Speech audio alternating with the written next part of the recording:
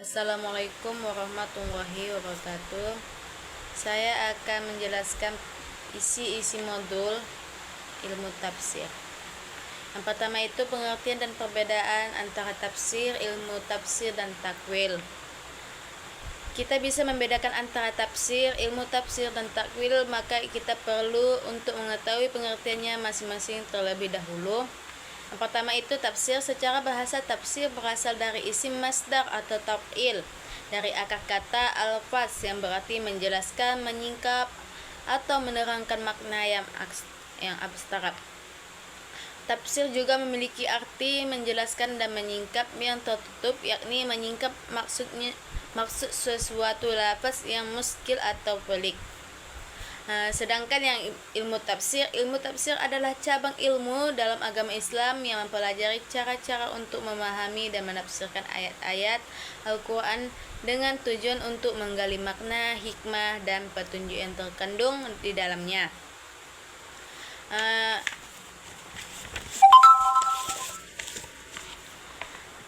Sedangkan yang takwil, kata takwil secara etimologi berasal dari kata al-au, artinya kembali, atau al-uruzu, atau dari kata al-ma'al yang artinya tempat kembali.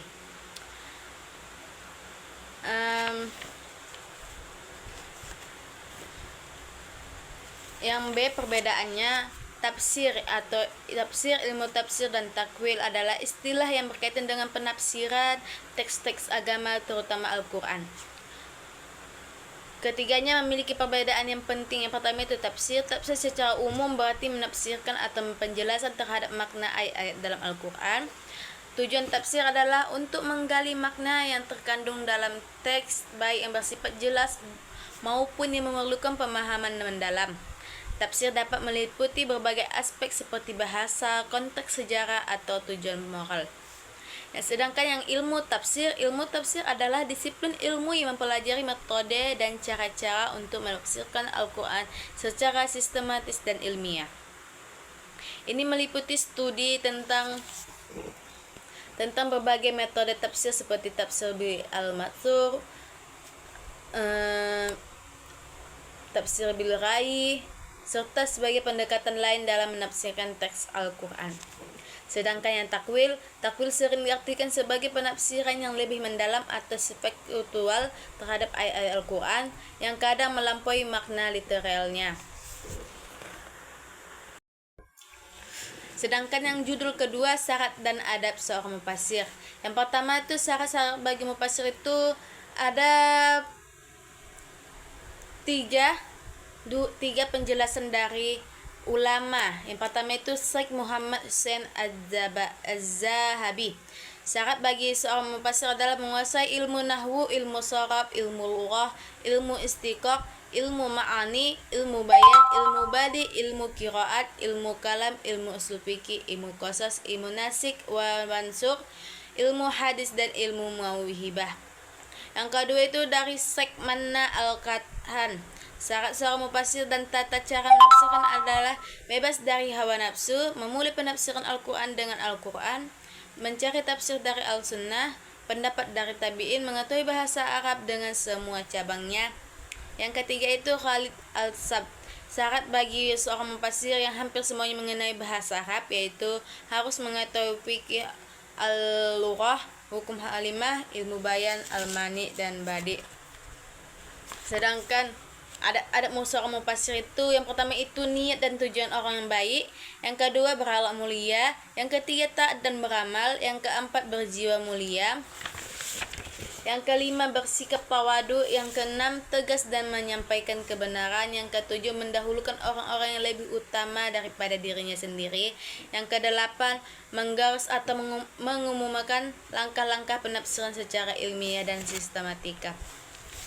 Sedangkan judul yang ketiga, sejarah perkembangan Al-Quran pada masa awal klasik dan modern.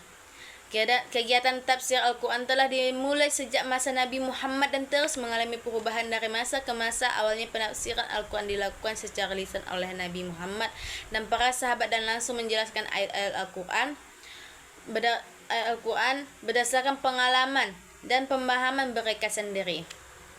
Sejarah penafsiran pada masa klasik itu, dalam periode klasik, tafsir Jami al-Bayan An-Tawabi Al-Quran karya Ibnu Az-Zahir At-Tabari adalah sumber paling signifikan dari penafsiran berbasis tradisi. Sedangkan sejarah penafsiran pada klasik modern, pada metode modern kontemporer adalah istilah yang digunakan untuk menggambarkan hal-hal yang terkait dengan zaman sekarang atau masa kini. Istilah ini berasal dari bahasa Inggris contemporary yang artinya saat ini atau yang terbaru. Tujuannya adalah untuk menyampaikan pesan-pesan Al-Quran dengan mempertimbangkan konteks zaman yang sedang berlangsung dengan memperhitungkan pengaruh globalisasi, perkembangan teknologi, dan tantangan sosial yang dihadapi saat ini. Sedangkan yang judul keempat, Tafsir bil Maqsud dan bil Rayi. Tafsir bil Maqsud adalah menjelaskan makna-makna dari ayat-ayat Al-Quran dengan ayat Al-Quran ataupun sunnah yang sahih ataupun perkataan sahabat.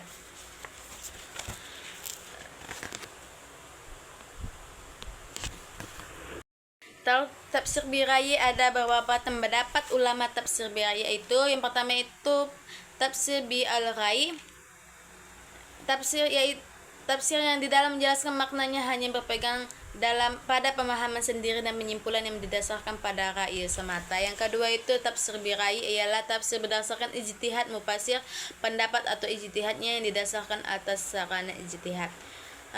Terus yang ke judul kelima, kaidah-kaidah umum dalam menafsirkan Al-Quran. Yang pertama itu pengertiannya, kaidah menafsirkan atau dalam bahasa Arab terkenal dengan istilah qawaid al-tafsir. Kata ini merupakan kata majmu', terdiri kata qawaid dari kata tafsir. Qawaid secara etimologi merupakan bentuk jamak dari kata qaidah atau kaidah dalam bahasa Indonesia. Kata kaidah sendiri secara semantik berarti asas, dasar, pedoman atau prinsip. Kaidah-kaidah umumnya itu, yang pertama itu domir atau kata ganti, yang kedua pengguna isim makrifat dalam nakira, yang ketiga pengulangan kata benda atau isim, yang keempat itu mufrad dan jamak, yang kelima itu mutaradif atau kata yang seolah-olah sama, yang keenam pertanyaan dan jawaban, yang keenam judul keenam metode-metode dalam menafsirkan Al-Quran. Yang pertama itu metode tahlili. Metode ini adalah yang paling tua dan paling sering digunakan menurut Muhammad Baqir As-Sar. Metode ini disebut sebagai metode tazzi, adalah metode yang mufasirnya berusaha menjelaskan kandungan ayat-ayat Al-Quran dari berbagai seginya dengan memperhatikan runtunan ayat Al-Quran sebagaimana tercantum dalam Al-Quran. Sedangkan metode ijmali atau global. Metode ijmali adalah metode tafsir yang menjelaskan ayat Al-Quran dengan cara mengemukakan makna yang bersifat global dengan menggunakan bahasa yang ringkas sehingga mudah dipahami. Yang ketiga itu metode mukarin. Metode mukarin adalah metode tafsir menjelaskan ayat Al-Quran dengan membandingkan ayat Al-Quran dengan hadis atau pendapat satu tokoh mufasir dengan mufasir lainnya. Yang ke judul ketujuh, metode penafsiran dengan tahlili. Yang pertama itu pengertiannya. Secara umum tahlili bermaksud menjelaskan sesuatu pada unsur-unsurnya secara terperinci.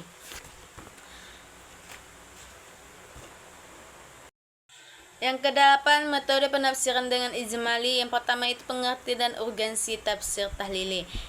Metode tafsir ijmali adalah penafsiran Al-Quran dengan uraian singkat dan global tanpa uraian panjang lebar. Langkah-langkah tafsir ijmali adalah menguraikan ayat demi ayat sesuai dengan sistematika yang terdapat dalam mushaf. Yang kedua, menjelaskan arti umum yang dihendaki oleh ayat. Yang ketiga, menjelaskan makna mufrad dengan bahasa.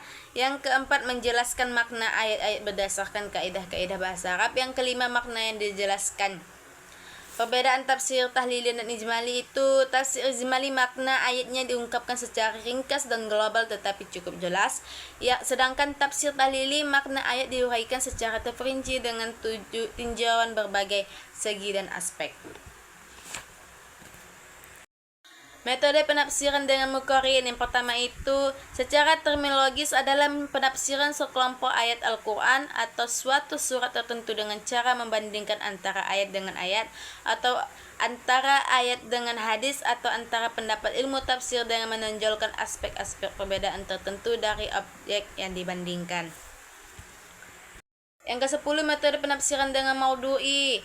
Secara istilah metode tafsir maudhu'i adalah menafsirkan Al-Quran dengan cara menghimpun ayat-ayat mempunyai topik dan kandungan yang sama, kemudian menjelaskan dengan ayat lain ataupun hadis yang kemudian disimpulkan dalam suatu pandangan yang menyeluruh dan tuntas mengenai tema yang sedang dibahas.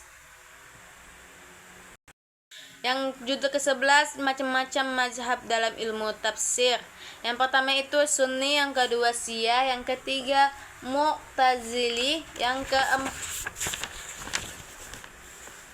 sampai 3. Yang ke judul ke-12 corak tafsir dengan metode analisa ilmu fikih.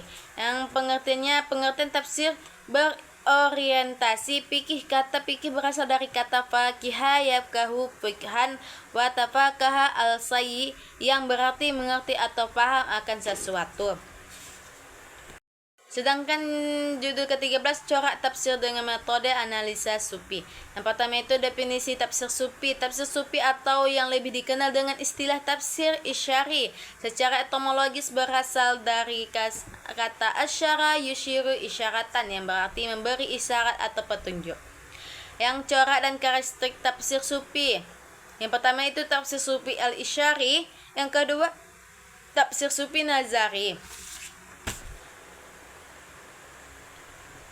Judul ke-14 corak tafsir dengan metode analisa filsafah. Kata tafsir dan filsafah digabungkan makna menjadi tafsir filsafah. Muhaimi mendefinisikan tafsir falsafi sebagai model interpretasi Al-Quran yang menggunakan pendekatan filsafah, yakni menghayati lalu merenungkan ayat yang akan ditafsirkan dan selanjutnya mengkaji secara objektif. Yang ke-15, judul ke-15 corak tafsir dengan metode analisis ilmi. Pengertiannya itu metode tafsir dengan analisis atau ilmiah adalah cara memahami dan menafsirkan Al-Quran yang lebih mengutamakan penggunaan ilmu pengetahuan dan metode ilmiah dalam mempelajari makna ayat-ayatnya. Sedangkan judul yang terakhir corak tafsir dengan metode analisa adab al-ijtima'. Yang pengertiannya kitab tafsir dengan cara adabi ijtima'i adalah kitab tafsir yang menghubungkan ayat-ayat Al-Quran dengan kehidupan masyarakat. Cara ini pertama kali dikenalkan oleh Syekh Muhammad Abduh melalui karyanya Tafsir Al-Quran Al-Hakim atau Tafsir Al-Manar.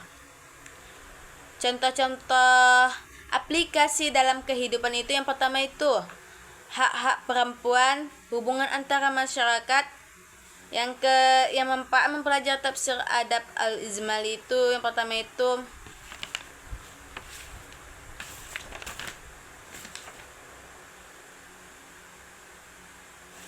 meningkatkan pemahaman tentang Al-Quran, meningkatkan ketakwaan, meningkatkan keimanan. Mungkin sampai ini, jika ada yang kurang, salah, saya mohon maaf. Saya akhiri. Assalamualaikum warahmatullahi wabarakatuh.